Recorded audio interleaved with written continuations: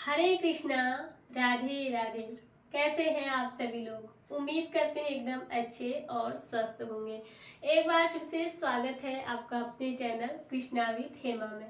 तो दोस्तों, आज की इस वीडियो में आप लोगों के साथ मैं कान्हा जी का यानी श्याम सुंदर जी का, लड्डू गोपाल जी का एक सुंदर सा बहुत प्यारा सा भजन सुनाने वाली हूँ।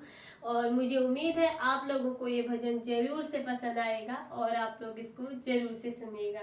तो पूरा जरूर सुनिएगा इस भजन को।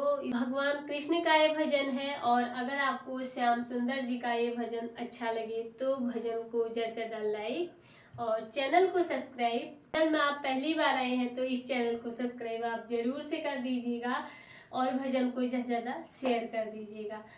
तो आज सुनते हैं बहुत छोटा सा भजन भगवान कृष्ण का।